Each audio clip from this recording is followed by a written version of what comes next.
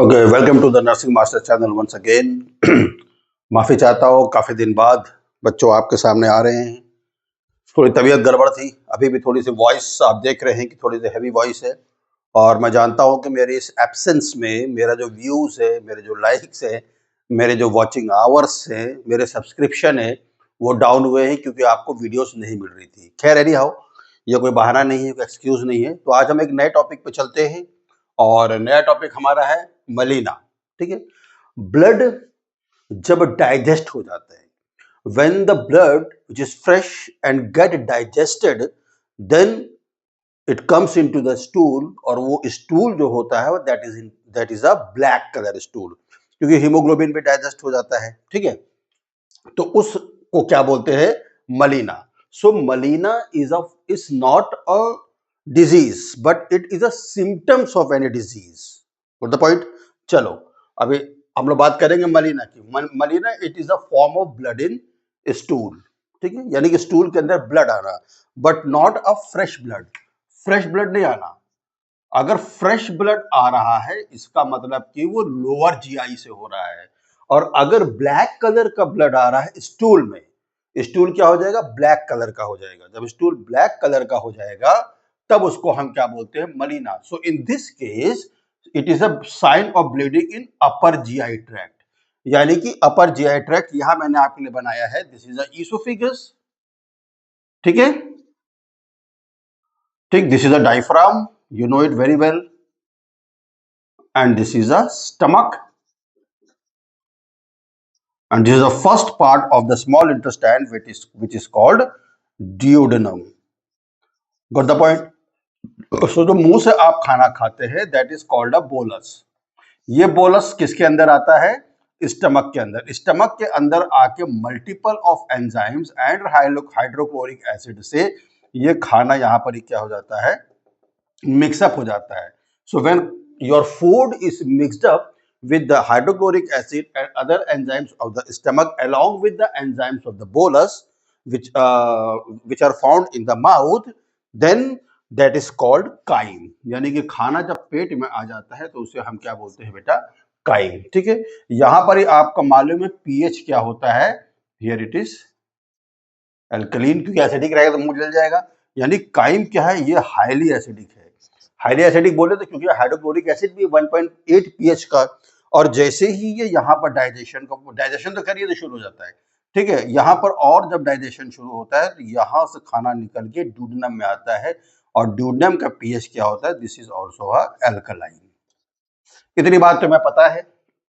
ठीक है, अब now refers to a symptoms of black tarry. Tarry मतलब होता है चिपचिपा, चिप्पी चिप्पा, चिप चिपा, and foul smelling stool. Foul तो आप जानते हैं बहुत गंदी स्मेल आती है। यानी कि यहां से अगर कोई ब्लीडिंग हो रही है, causes one is varices. Varices में बेटा वेरिसेस मतलब होता है कि जो वेन्स होती है वो वेन्स क्या हो जाती है? डायलेट हो जाती है। ठीक है, वेरिसेस में जो होती है, जो वेन्स होती है, जो ब्लड वेसल्स होती है, वो एनलार्ज हो जाती है, वो ट्विस्टेड हो जाती है और कभी भी फट सकती है। कभी भी क्या हो सकती है? फट सकती है। तो ये बेटा लोअर लिम्स में भी होता है और ईसोफेगस में भी होता है। ठीक है, ईसोफेगस में क्यों होता है varices? That is due to the portal hypertension. Portal hypertension के कई कारण है, लेकिन मोस्टली जो ईसोफेजियल वेरिसेस होता है that is due to the alcoholism.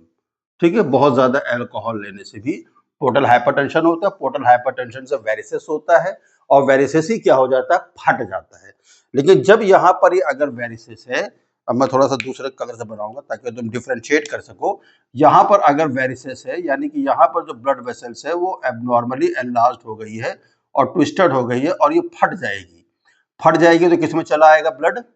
Stomach के अंदर। स्टमक से ड्यूडेनम में, ड्यूडेनम से फिर जिजोनम में, जिजोनम से इलियम में, और ये प्रोसेस खत्म होगा। उसके बाद लार्ज इंटेस्टाइन में चली जाएगी। इतना लंबा प्रोसेस कैरी करने पर स्टूल किस कलर का हो जाता है? ब्लैक, चिपचिपा and foul smelling stool. Peptic ulcers. ठीक है, पेप्टिक अल्सर्स बोले तो यहां पर ही ulcers of the oesophagus, ulcers of the stomach, ulcers of the duodenum. Mostly क्या है? इसोफेगस और ड्यूडेनम का अल्सर, जिसे हम क्या बोलते हैं? Peptic ulcers. अलग से अगर हम बोल सकते हैं तो ड्यूडेनम अल्सर। मेरी बात समझ गए आप लोग? तो ड्यूडेनम अल्सर में भी जब ये अल्सर यहाँ से बस्ट हो जाएगा और यहाँ से ब्लीड होने लगेगी तो फिर वही पैथोलॉजी यूज होगी। तीसरा कॉज है बेटा vascular lesions. Vascular lesions actually by birth भी होता है, जिसे हम हेरिडिटरी बोल देते हैं, ठीक है। और दूसरा वैस्कुलर ट्यूमर्स। वैस्कुलर ट्यूमर्स में हिमेंजियोमा। हिमेंजियोमा मतलब ये होता है कि ये कभी भी फट सकता है, और फट सकता है तो फिर वही सारी पैथोलॉजी शुरू होगी। चौथा है ट्रॉमा। ट्रॉमा ये इंपॉर्टेंट है, ये वर्ड आपने शायद ना सुना हो, मेलोरी विस टियर। नो, मेलोरी विस टियर क्या है? पहली बात तो मेलोरी विस है क्या चीज, ठीक है। देखो यहां पर ये इसोफिगस और स्टमक का क्या है, यहां पर बेटा जंक्शन है। ये दोनों जुड़े हुए, कोई एक नहीं है, दोनों अटैच्ड है। दोनों क्या है? जुड़े हुए हैं। जुड़े होने के कारण जब बहुत ज्यादा आप जोर जोर से वॉमिटिंग करते हैं ना, कुछ ऐसी डिजीज होती है जिसमें लॉन्ग टर्म वॉमिटिंग होता है, या मान लीजिए कुछ मेडिकेशन चल रहा है जिसमें लॉन्ग टर्म वॉमिटिंग होता है मेडिसिन के द्वारा, और या मान लो उबकाई की ऐसे लगा रहे, जब बहुत लॉन्ग टर्म ऐसा जोर लगाते हैं तो ये जंक्शन के पास जो मेम्ब्रेन्स होती है, ये मेम्ब्रेन्स क्या हो जाती है? फट जाती है, टियर हो जाती है, फिर ब्लीडिंग होती है। इसी जंक्शन को क्या बोलते हैं? मेलोरी विस जंक्शन। और जब इसमें टियर हो जाता है तो इसे क्या बोलते हैं? मेलोरी विस टियर। क्लियर है? चलो, तो कई सारी बातों को, तो सबसे इंपॉर्टेंट जो मलीना है, मलीना इज अ ब्लैक चिपचिपा एंड फाउल स्मेलिंग स्टूल। लेकिन इसके साथ और भी साइन सिम्टम है। जैसे जैसे ब्लड लॉस होगा, पेशेंट इग्नोर करता रहेगा, तो पेशेंट को डॉक्टर के पास जाने की जो जरूरत है वो ज्यादा पड़ने लगेगी। तो कब जाएगा? Along with black tarry foul smelling stools, dizziness यानी कि उसको कमजोरी, चक्कर, सीवियर एब्डोमेन पेन, हो सकता है कि पेप्टिक अल्सर हो सकता है कि मेलोरी विस टियर हो गया हो, ठीक है। हेमाटेमेसिस, खून की उल्टी होना, ठीक है। और वेट लॉस। जब बेटा ये सारे चीजें, ये सारे सिम्टम्स होते हैं तो पेशेंट को डॉक्टर के पास जाना ही पड़ता है और जाना ही चाहिए, ठीक है। चलो, मैं इस डायग्राम को नहीं टच करूंगा, इसको मैं हिलाऊंगा। चलो, now we will see how we will do the diagnostic evaluation. Suppose once the patient comes into the hospital, then what the diagnostic evaluation will you do? अभी मेरे पास ढेर सारे पेन हैं तो मैं इसका इस्तेमाल करूंगा। I like the colors. So diagnostic evaluation कैसे करेंगे? तो नंबर वन बेटा, मलीना के लिए अगर पेशेंट ये कंप्लेन कर रहा है कि उसका ब्लैक कलर का स्टूल हो रहा है, चिपचिपा और साहब बहुत गंदगी, बहुत गंदा स्मेल कर रहा है, तो अपन क्या करते हैं? सबसे पहले stool for occult blood. Occult मतलब होता है छुपा हुआ। तो ये हम लोग देखने की कोशिश करते हैं कि क्या उस स्टूल के अंदर कोई ब्लड आ रहा है। तो अब तुम कहोगे ब्लड तो डाइजेस्टेड हो गया, लेकिन डाइजेस्टेड हो गया है तो क्या हुआ? स्टूल के अंदर आयरन भी आएगा, स्टूल के अंदर हीमोग्लोबिन के कुछ सेल्स भी आ जाएंगे, वो तो आएंगे ही आएंगे, वो दिख जाता है, ठीक है। फिर दूसरा चीज अपने को क्या करना? Complete blood count. एलएफटी बेटा बहुत इंपॉर्टेंट है, लीवर फंक्शन टेस्ट, खासकर जो एल्कोहलिक पेशेंट है उनके लिए, ठीक है। फिर कोआगुलेशन स्टडीज आपको करानी है। कोआगुलेशन स्टडीज यानी कि जो जो प्रोटीन्स जो है वो कोआगुलेशन में जो काम करती है उनकी स्टडीज अपने को करानी, प्रोथ्रोम्बिन टाइम कराना है, ठीक है। Endoscopy, upper GI endoscopy, upper GI endoscopy ये तो बहुत इंपॉर्टेंट है क्योंकि इसको तो कराना है, क्योंकि डायरेक्टली विजुअलाइजेशन हो जाता है कि कहीं कोई इसोफेजियल वेरिसेस तो नहीं है, पेप्टिक अल्सर तो नहीं है, ड्यूडेनम अल्सर तो नहीं है, ठीक है। मेरी बात समझ रहे हैं? फिर नंबर 4 कोलोनोस्कोपी। हालांकि कोलोनोस्कोपी एंड सिग्मोइडोस्कोपी, तो सिग्मोइड कोलन या पूरे कोलन को, असेंडिंग कोलन, ट्रांसवर्स कोलन को भी देख सकते हैं, कोलोनोस्कोपी, ठीक है। नंबर 5 बेटा capsular endoscopy. Capsular endoscopy actually क्या होता है कि इसके अंदर एक कैप्सूल, वो एक्चुअली कैप्सूल नहीं होती, वो इसके अंदर कैमरा लगा होता है और उसको अंदर ठेल दिया जाता है। तो जब कहीं अगर एंडोस्कोपी से मिस हो जाता है, क्योंकि एंडोस्कोपी को डायरेक्टली हम विजुअलाइज करते हैं, मिस हो गया तो इससे अपने को डायरेक्टली क्या हो जाता है? दिख जाता है, ठीक है। नंबर 6 अगर कोई ट्यूमर है तो सीटी स्कैन करा लो, ठीक है। नंबर 7 बेटा बैलून असिस्टेड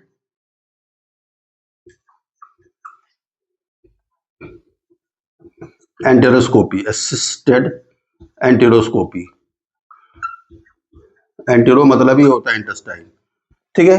तो बैलून असिस्टेड एंटेरोस्कोपी जो रहता है, ये भी बैलून के अंदर क्या मतलब वैसे बड़ा तो बड़ा नहीं, मुंह के अंदर बड़ा ठूस दिया, ठीक है, जैसे कैथेटर होता है ना, कैथेटर में आप फिर आगे चल के बैलून फुला देते हैं, ठीक है। तो ऐसे ही बैलून असिस्टेड एंटेरोस्कोपी की जाती है कि कोई चीज अगर हमसे अपर जीआई एंडोस्कोपी में छूट गया, कैप्सुलर एंडोस्कोपी में छूट गया, मिस करके अगर माइनर से भी ब्लीडिंग हो रही है तो इसमें ये पूरी टोटली क्या हो जाती है, डिटेक्ट हो जाती है, ठीक है, क्लियर है।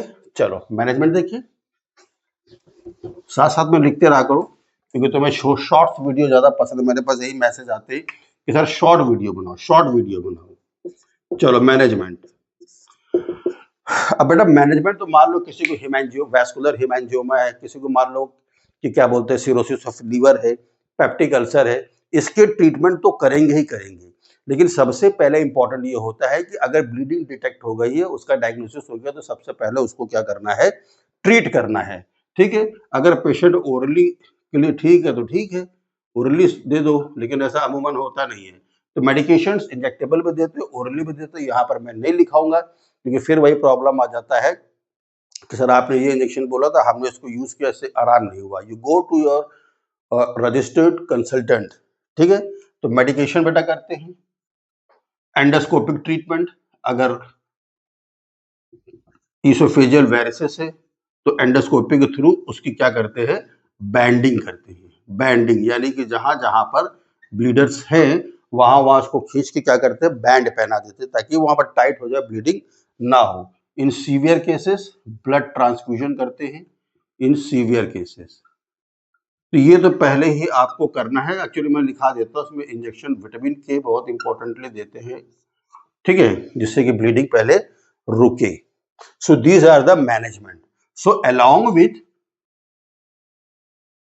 main cause, आपको मलीना को ट्रीट करने के लिए या ब्लीडिंग को ट्रीट करने के लिए ये देना है। तो मलीना में अक्सर याद रखो कि स्टूल क्या हो जाता है, ब्लैक कलर का हो जाता है, टेरी यानी चिपचिपा हो जाता है और फाउल स्मेलिंग हो जाती है। अब नर्सिंग पॉइंट ऑफ व्यू से हम लोग देखते हैं कि नर्सिंग मैनेजमेंट क्या होगा, ठीक है। नर्सिंग मैनेजमेंट एक्चुअली इसकी मैं अलग से क्लास चाह रहा था, लेकिन मैं सोचा कि चलो इसी में बना देता हूं। तो बेटा चूंकि पेशेंट आपके पास आएगा तो पेशेंट शॉक में भी हो सकता है, तो पेशेंट शॉक में अगर हो सकता है तो आपका उसका ABC यानी एयरवे, ब्रीदिंग और सर्कुलेशन, ये तीनों क्या करना है, मेजर करना है, इसका मेजरमेंट करना है, ठीक है। वाइटल साइंस आपको लेने हैं एवरी 15 to 30 मिनट्स। और आप तो मुझे ये बताओ कि अगर कहीं ब्लीडिंग हो रही तो पल्स रेट बढ़ेगा कि पल्स रेट घटेगा, ठीक है, ये मुझे कमेंट करके बताना। फिर intake output monitoring, intake output monitoring, क्योंकि अगर पेरेंटल न्यूट्रिशन पे है तब तक तो ठीक है, लेकिन जब पेशेंट कोप अप कर जाएगा उस ब्लीडिंग से, एडमिट होकर कोप अप कर जाएगा तो उसको ओरली या राइस टू फीडिंग दी जाएगी। तो राइस टू फीडिंग में आपको इनटेक आउटपुट दोनों ही चेक करना है, ठीक है। फिर स्टूल का असेसमेंट करना है कि ट्रीटमेंट स्टार्ट होने के बाद स्टूल का कलर चेंज हुआ कि नहीं हुआ, समझ रहे मेरी बात। फिर न्यूरोलॉजिकल असेसमेंट करना है, न्यूरोलॉजिकल असेसमेंट। तो बेटा न्यूरोलॉजिकल असेसमेंट में भी क्यों न्यूरोलॉजिकल असेसमेंट करना है, इसलिए क्योंकि ब्लीडिंग होने की वजह से हो सकता है कि सेरिब्रल इस्कीमिया हो जाए, ठीक है। तो पेशेंट क्या होगा, रेस्टलेस, एप्रीहेंसिव। तो ये अपने को नर्सिंग मैनेजमेंट में न्यूरोलॉजिकल असेसमेंट करना है, ठीक है।